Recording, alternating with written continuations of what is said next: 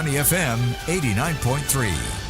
Welcome to GE Tonight here on Money FM 89.3. I'm Michelle Martin. Tonight we have a special focus on the opposition. Is the fear of instability still shaping the national mood, or is there a desire for more diverse viewpoints?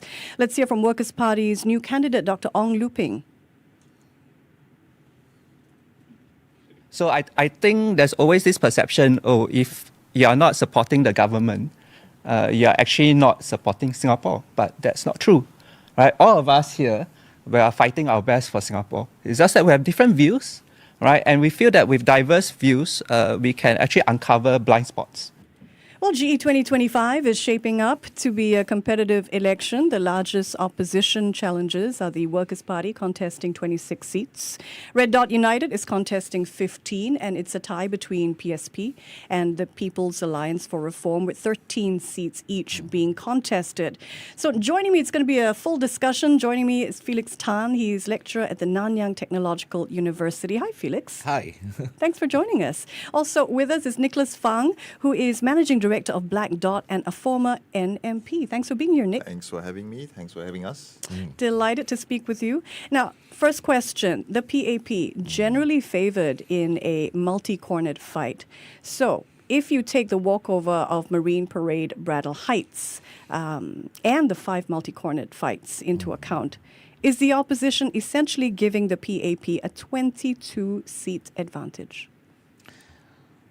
Not necessarily so. I mean, if you look at across all the other constituency, it really depends on which political party are contesting in that particular constituency. Even if it's just 2 political parties, is it PAP against which other opposition party we're looking at? So may not necessarily give it, it's a straight giveaway to the PAP. There will still be some tough fights. I mean, there were some predictions that PSP, for example, in West Coast, GRC would be a tough fight there as well with the PAP. And then of course you've got Paul Tambia in Bukit Panjang SMC, and then of course you've got another SMC which is I think Jalan Kayu between PAP, Ng Chee Meng and Andre Loh from the Workers' Party. So these are the things that might change things a little bit. You agree, Nick? I do, and actually I really like something that Felix said a few days ago, which is that we talk about the brand of the parties. So you can have a multi-cornered fight, but if you have a dominant opposition party like a WP, potentially the PSP in some areas, then the shine on the other opposition parties drifts away a little bit. An ex-colleague of mine, Bertha Henson, likes to call them the mosquito parties, right? Small, buzzy, make a lot of noise around GE time. But then I think when we talk about expectations changing for politicians in Singapore, and we quite often refer to the incumbent, the PAP, I think the expectations of the opposition is changing as well. So how voters evaluate opposition, I think, are changing, and you see some parties evolving with the times and some still pretty much stuck in the old school, old-time playbook way of approaching it, just based on the few days of what we have seen so far. Yeah, interesting. A theme that we hear across several opposition parties, if there's one thing that unites them, it's the call for greater parliamentary representation. Let's take a listen to this soundbite from Workers' Party's Pritam Singh. We need a more balanced political system, not where the PAP controls 90% of the seats with only 60% of the vote. Remember, the Workers' Party is not even contesting 1/3 of the seats. There is no way we will form the next government. The PAP will certainly govern for the next 5 years. So give Singapore a chance to build, to grow a more balanced political system. Pritam Singh there saying there is no chance that the Workers' Party will be the government. Positioning the Workers' Party as a check, not a challenge. Is this message resonating? I think it's an interesting challenge that the Workers' Party is now facing. They've held on to this narrative for a while, where they say basically we are not trying to take over the government. We just want to deny the 2/3 supermajority in Parliament that allows, for significant changes, amendments, policies to be voted through without any power of the opposition to stop it. But I'm not sure how long that narrative can hold. Obviously this time round, that argument was used to sort of justify a little bit the walkover in Marine Parade, Bradwell Heights. They basically said we are a small party, we don't have enough people. In any case, we're not trying to take 30% of the seats now. And you saw the way people reacted to it. Does it mean that the Workers' Party is also saying that they want the opposition to hold 30% of the seats? Or do they mean the Workers' Party should hold 30% of the seats? That is also an accusation that the other opposition parties have sort of leveled at them for being a bit of a dog in the manger when it came to Marine Parade, Bradwell Heights, because they sort of vacated and didn't let any other party have a chance in that sense. I don't think it's in the Workers' Party's interest to help the other opposition parties, or I think their ambition is quite clear. They would like to deny the supermajority, but they being the Workers' Party, not necessarily the entire opposition. But I also look at another perspective is looking at the older voters, who are very comfortable with, let's say, the PAP in power. And, if the Workers' Party were to put a lot more candidates and contesting in a lot more constituency, then there's always this fear that, would the opposition, as in the Workers' Party, then take over government? Yeah. So I think by, like what you mentioned again, missing out on, Marine Parade, Bradwell Heights, that might also allay certain fears, that, we are not here to grab power from the PAP, but really to act as a check and balance.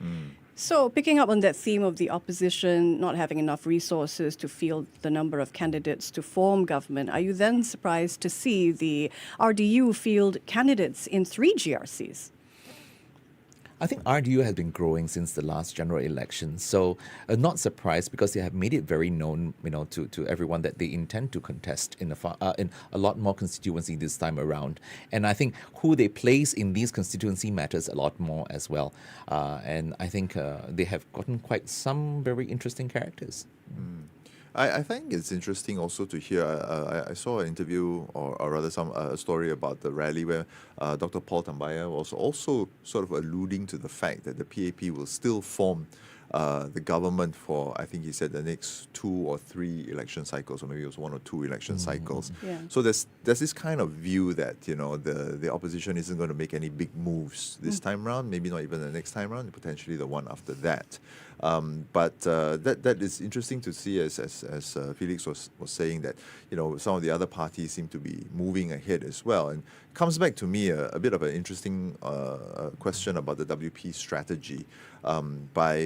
We mentioned the walkover a little bit, but then it seems to have some implications on potentially the fight in Punggol, now that DPM Gan was able to move from Choa Chu Kang because Dr. Tan See Leng moved from Marine Parade to there. And then to have a team in the East Coast. I know Pritam has also come out to say it's a strong team. It's led by a veteran, Yi Jen Jong, an old friend of mine as well. But it seems conservative. I don't know if you guys will agree with me that Pritam and Sylvia sort of stayed in Aljunied. I was expecting one of them to potentially come out and lead the fight strongly. If Yeah, they we had wanted. Walid Abdullah say he thought it was conservative, Yeah. that strategy as well. But I just want to pick up, you mentioned Paul Tambia. We have a rather different soundbite from SDP's Paul Tambia that we want to play for you now. Here he is talking about whether or not political competition, more competition, is good for the voter. The PAP MPs are either at the toilet or they're running their own business or they're traveling. So there is a possibility that if you get enough opposition MPs in Parliament, that either the PAP MPs will work harder and show up in Parliament, or will be able to block such harmful legislation. So, Dr. Paul Tambia, chairman of the SDP, suggesting that a stronger opposition presence in Parliament is a vote for, perhaps the incumbent party to step up. Is that a fair assessment? I think having more political party or more opposition party in Parliament, it will help the situation that a lot more of the MPs, from the PAP will have to step up to perform and not just be backbenchers. I think that is a problem, and I think that's what he's alluding as well. It's a lot more. It's quite. I think he's suggesting that the PAP members of Parliament are somewhat disengaged. Yeah.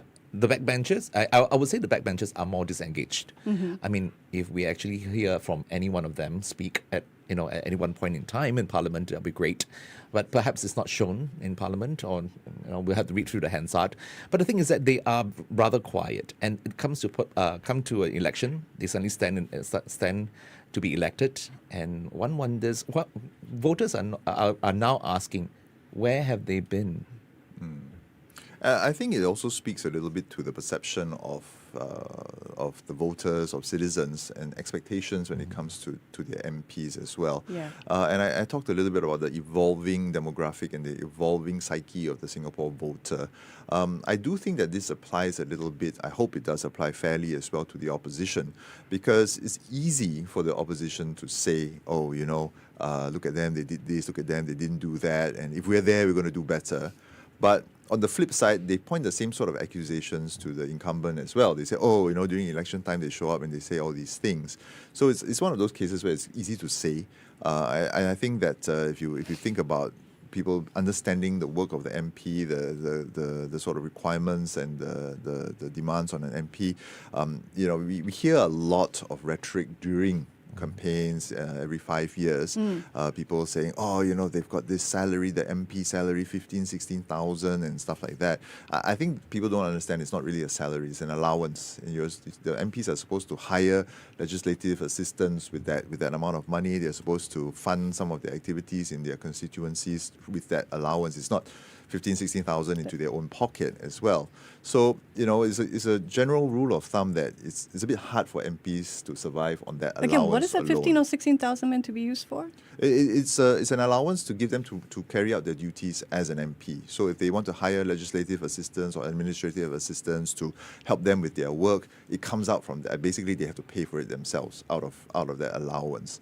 So it's not a salary, but people like to throw that around and get people a little bit riled up during rallies, which is all well and good. But we talk about more informed electorate. At some point, hopefully, people will develop a better understanding of this. If we come to the core and the nub of things, can the opposition, the way it's evolved right now, really offer diversity, meaningful diversity?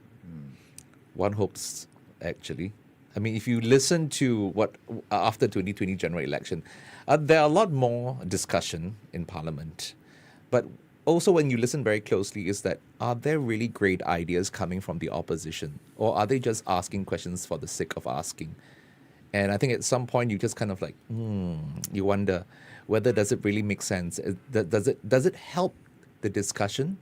Does it push the agenda? Does it come up with new ideas?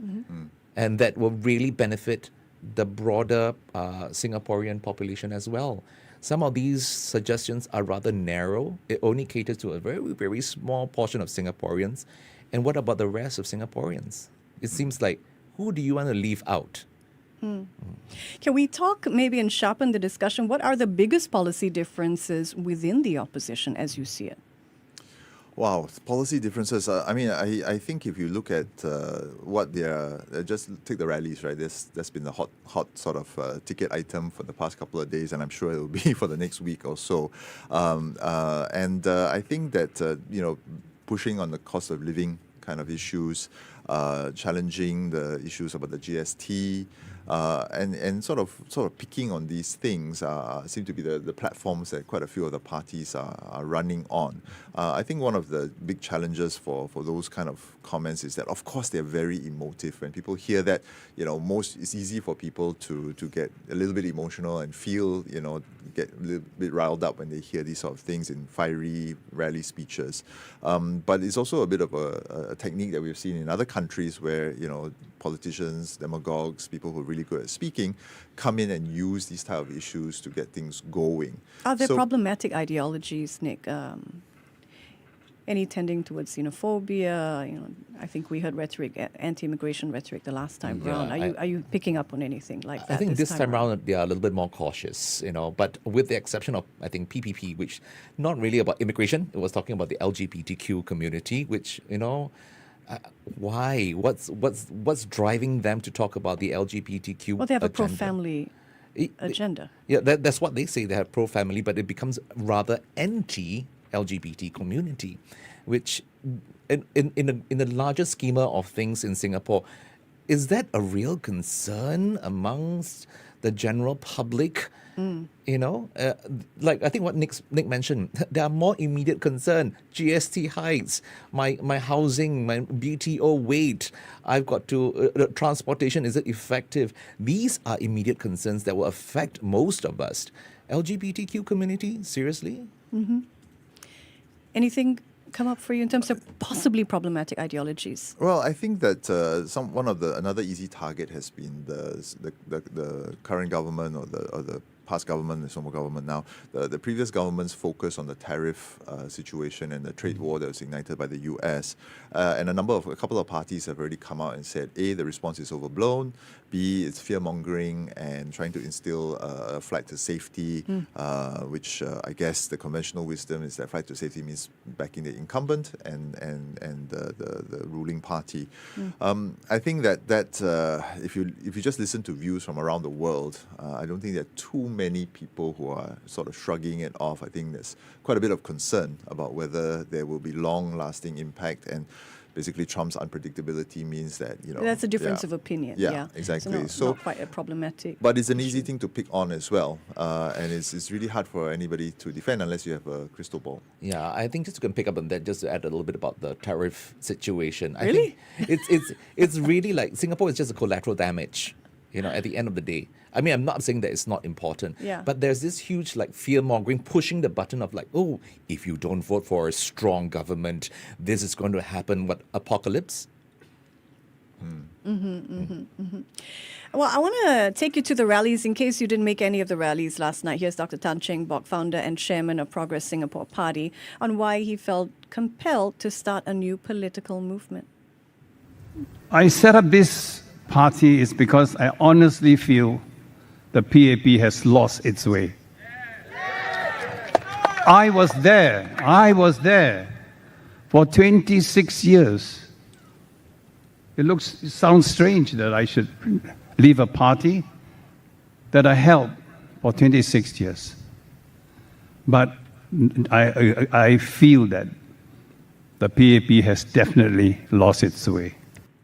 Okay, so that's Dr. Tan Cheng Bock, a former PAP stalwart, 26 years, explaining why he founded the opposition Progress Singapore Party. Gentlemen, does such insider critique of the 4G leadership carry weight? I mean, I think Dr. Tan was, again, speaking a little bit about his experiences earlier.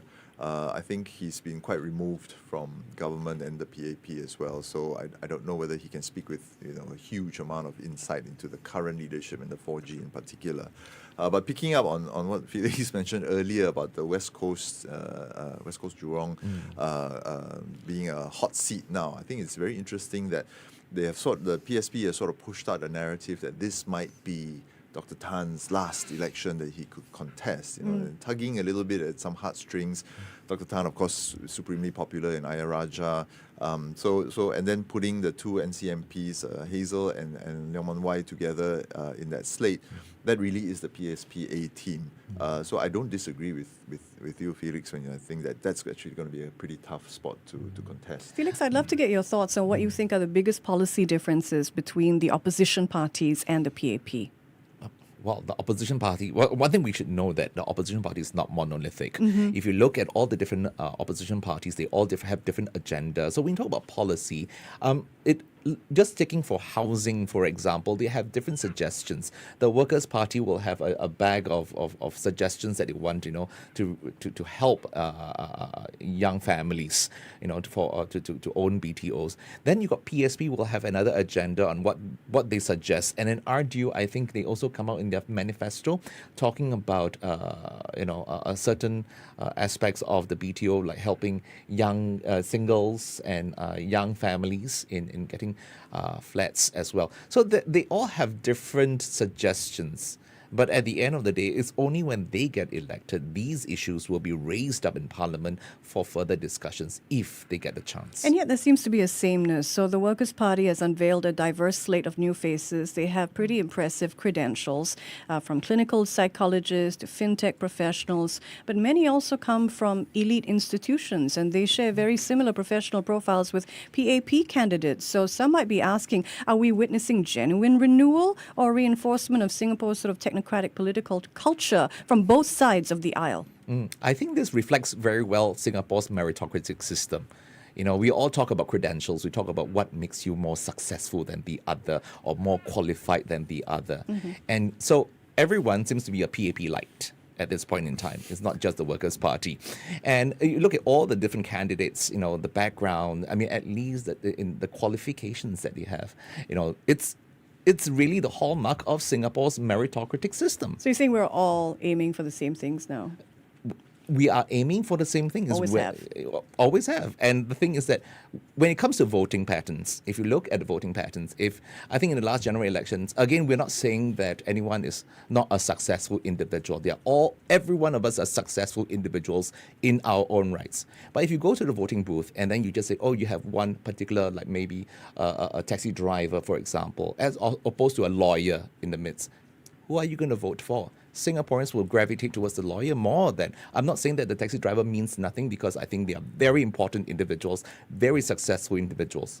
But if you look at the voting patterns, will they do that? Yeah, I think critically is exactly what Felix said, is what parties in general think that the Singapore voter is drawn to. Yeah. And there is this convergence towards building the sort of model kind of candidate, right?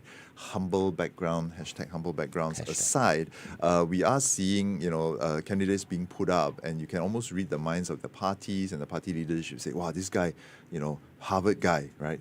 Solid candidate, better put him forward, to the point where, poor Michael Teng has to come out and say, please don't, I don't want to be known as the Harvard guy. My question is, will we ever get to that stage one day where we'll see parties who say, I'm okay, I'm not going to do this, I'm going to put forward good candidates who don't come from this sort of cookie cutter background. But one thing I observe in terms of moving away from policy, but to the kind of candidates as well, there's a far greater leaning on candidates who nowadays carry themselves message very well. We've seen young guys who are very social media savvy. Yeah. At the same time, we've seen guys who run online platforms, stepping up and running in for the opposition as well. And just listening to the speeches. The reason why I haven't attended any rallies, but I've heard a lot of rally speeches, is because within minutes, it just comes to you. It comes up cut up with captions and subtitles, and it's on all the different platforms. So all these guys are super savvy. They said some of the opposition has said, "Oh, we don't want to see TikTok ministers, in criticizing the PAP."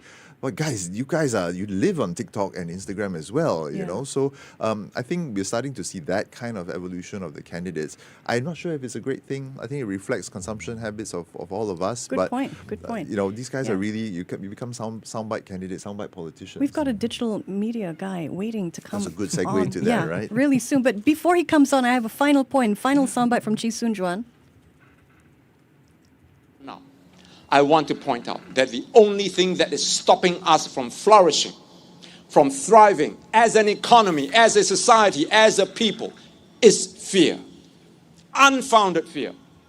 The fear that somehow, without the PAP having 90% of the seats in the House, Singapore will crumble. Or that without the PAP in charge of the town council, your estate will be in shambles. No. Don't live in fear.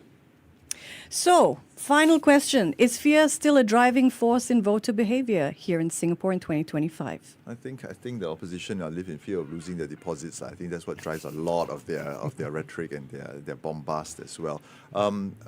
We sort of Felix and I had spoken about this earlier as well, about whether or not the fear factor still persists. But more importantly, if there is a fear factor and there's a flight to safety, what is this safe option now? In 2020, in the midst of the pandemic, there was the thought that maybe there will be a preference for stability and going with the incumbent, not changing ships in the middle of a storm.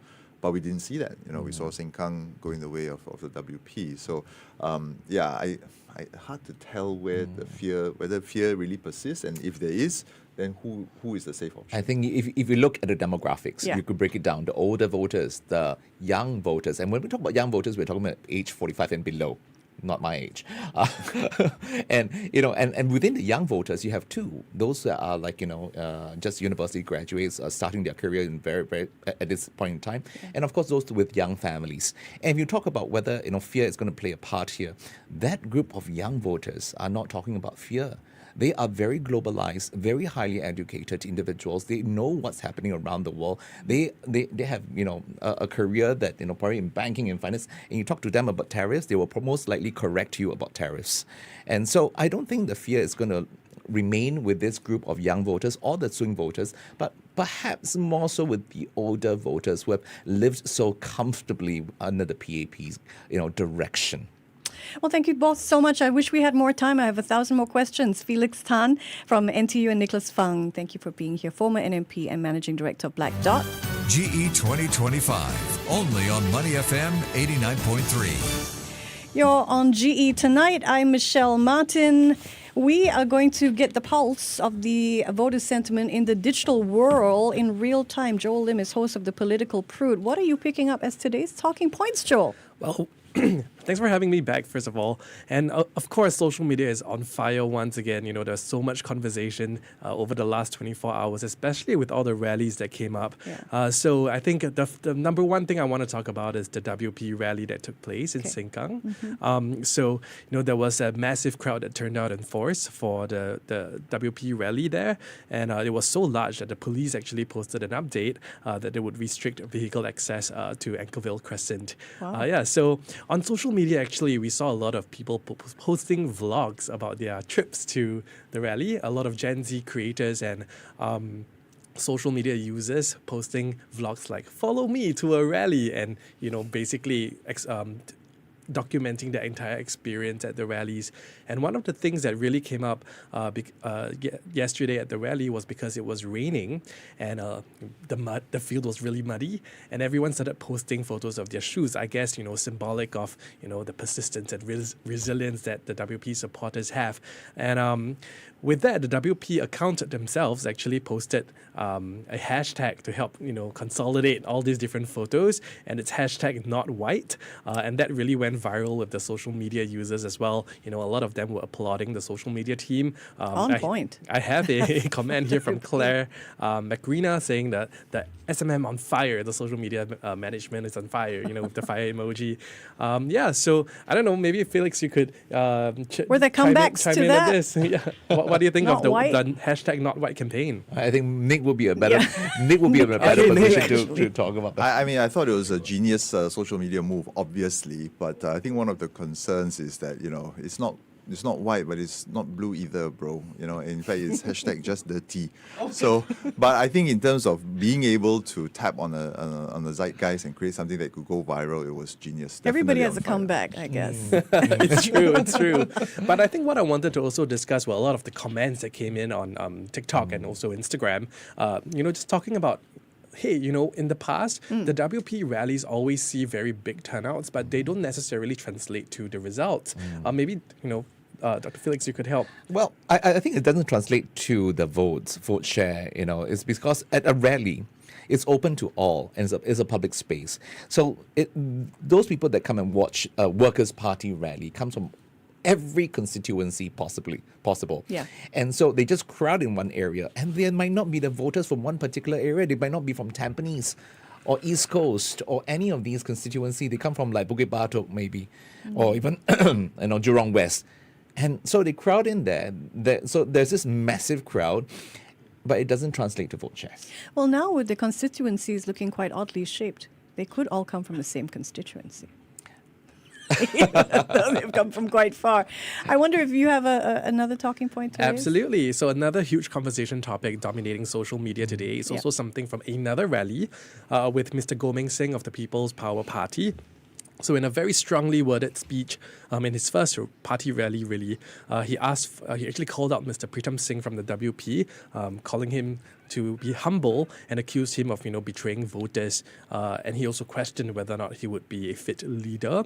And in a very sharp moment, I think Mr. Goh responded to a question, and it was particularly his response that took a very unexpected turn. Let's just say that it involved Mr. Pritam Singh himself and also a personal declaration. So Mr. Singh himself also responded today. So we do have both sound bites on standby. So let's take a listen. I'm going to talk about policies. Later on, don't ask me about Pritam Singh again. I'm not interested in him. I'm not gay, right?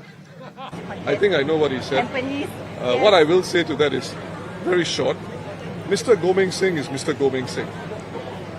Nothing's going to change. So I'll leave it at that.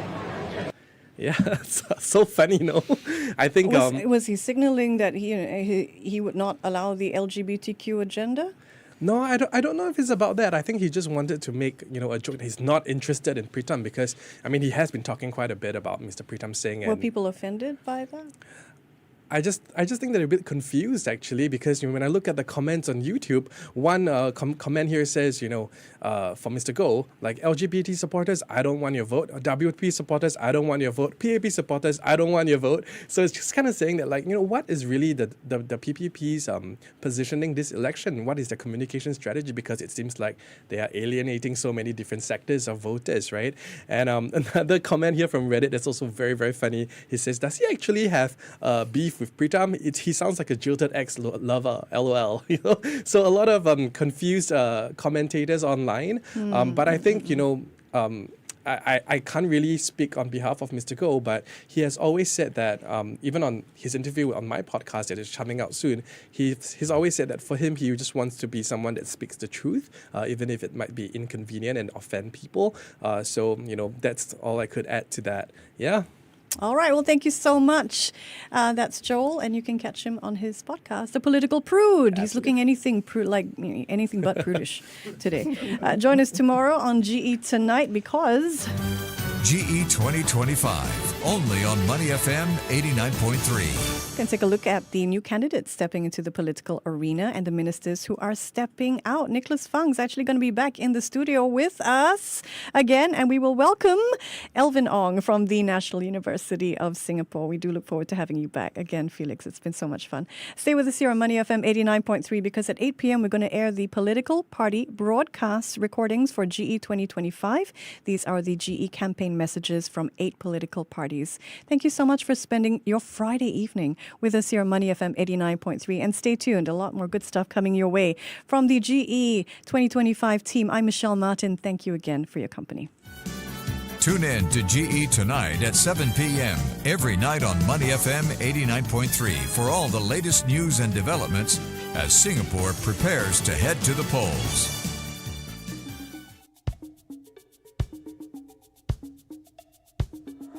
Money FM 89.3.